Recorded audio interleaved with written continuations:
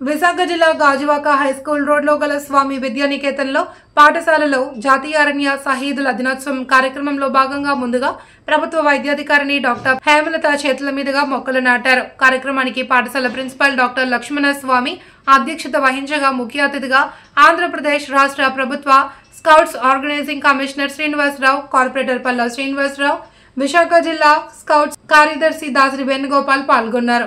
ఈ సందర్భంగా జెండా ఊపి 5 కిలోమీటర్ల ర్యాలీని ప్రారంభించారు. పాఠశాల కరెస్పాండెంట్ పాలూరు దేవి, ఉపాధ్యాయులు సింగిరెడ్డి లక్ష్మి, తూర్పాటి సూర్యకుమారి, సాలాపూర్ రూపలత, అచ్యుతిని లక్ష్మి తదితరులు పాల్గొన్నారు. మొక్కల పెంపకం అడవుల పరిరక్షణ అనేది చాలా ముఖ్యమైనది. ఇది భారత్ స్కౌట్స్ అండ్ గైడ్సే కాకుండా ప్రతి విద్యార్థి, ప్రతి సంస్థ అందరూ కూడా ఇందులో భాగస్వాములు కావాలి. అందరూ భాగస్వాములు అయితేనే మనకి ఈ అడవుల పరిరక్షణ, చెట్ల పెంపకం అనేది జరుగుతుంది. ఈ రోజు చాలా ముఖ్యమైనది ఓజోన్ పొర దెబ్బతినడం అని, వాతావరణ కాలుష్యం అని, అలాగే మనకి పొల్యూషన్ రకరకాలుగా మనకి వస్తున్నాయి. వీటన్నిటికీ నివారణోపాయం ఏంటంటే మనం మొక్కలు పెంపకం అలాగే అడవుల పరిరక్షణ. అరణ్య షహీదుల దినోత్సవం అంటారు. ఇది మన ఆంధ్ర రాష్ట్ర భారతదేశంలో 2013 నుంచి 2013 సెప్టెంబర్ 11న ఇది జాతీయ దినోత్సవంగా అప్పటి ప్రభుత్వం ప్రకటించింది. దీనికి ప్రధానమైన ఉద్దేశం ఏంటంటే 1730లో జోధపూర్ రాజ్యానికి చెందినటువంటి మహారాజు తను రాజ్యభవనం నిర్మాణం కోసం కేజ్రీ అనే చెట్లను నరికివేసి భవనం నిర్మించమని సైనికులను ఆదేశించగా, దానికి సైనికులు ఆ కేజ్రీ అనే గ్రామానికి వెళ్ళి ఆ చెట్లను నరికే పనిలో ఉండగా అక్కడ ఉన్నటువంటి బిష్ణోయ్ తెగకు చెందినటువంటి సుమారు 363 మంది ఆ గ్రామంలో నివసిస్తున్నారు. వాళ్ళందరూ కూడాను చెట్లను అది నరకడానికి వీలు లేదని ఆ ప్రాధేయపడిన వినకపోతే అక్కడ ఉన్నటువంటి ఒక మహిళ, ధైర్యవంతురాలైనటువంటి అమృతదేవి అనే మహిళ తన చెట్టును పట్టుకొని, ఈ చెట్టు కంటే నా జీవితం పెద్ద ఎక్కువ కాదు, ఈ చెట్టుని నరకాలంటే ముందు నా తలను నరకండి అంటే వెంటనే ఆ సైనికులు ఆవిడ తలను నరుకుతారు.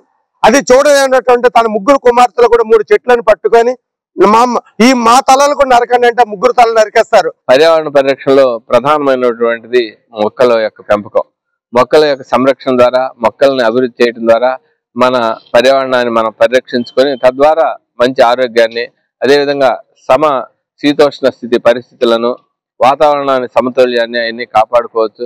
అందువల్లనే ఆ రోజు మహిళగా చేసినటువంటి కృషి అప్పట్లోనే ఆవిడకి ఎంత అవగాహన ఉంటే పర్యావరణాన్ని పరిరక్షించడం కోసం తన ప్రాణాన్ని సైతం త్యాగం చేసిందో మనకు అర్థమవుతుంది. ఇప్పుడు ప్రపంచవ్యాప్తంగా కూడా ఈ పొల్యూషన్ పెరుగుతూ, ఇండస్ట్రియల్ వ్యవస్థ పెరుగుతూ ఉన్నటువంటి ఈ తరుణంలో మనం మరింత జాగ్రత్తగా, మరింత వేరొకతోటి పర్యావరణాన్ని పరిరక్షించుకోవాలా. ఈ సందర్భంగా ప్రజలకి ఈ పర్యావరణ పరిరక్షణ యొక్క ప్రాముఖ్యత, అదేవిధంగా మొక్కల పెంపకం యొక్క ప్రాముఖ్యత గురించి వివరించేందుకు ఈ రోజు జరిపించడం మన పాఠశాల యొక్క వారికి ఇంత చక్కగా ఈ కార్యక్రమాన్ని ఏర్పాటు చేసినందుకు పాఠశాల యాజమాన్యానికి హృదయపూర్వకమైనటువంటి ధన్యవాదాలని, అభినందనల్ని తెలియపరుస్తున్నాం. మరింతగా ప్రజలందరూ కూడా పర్యావరణ పరిరక్షణ పట్ల అవగాహన ఉండి మొక్కలను విరివిగా పెంచడం, అదేవిధంగా మొక్కలను నరకకుండా ఉండటం చేయాలని కోరుకుంటూ నాకు ఈ అవకాశం కల్పించిన మన స్వామి స్కూల్ మాస్టర్ గారికి హృదయపూర్వకమైన ధన్యవాదాలు. అదేవిధంగా జన విజ్ఞాన వేదిక ద్వారా ఈ విధమైనటువంటి సామాజిక కార్యక్రమాలు చేసి ప్రజల్ని లో చైతన్యం తీసుకురావడం జరుగుతుంది.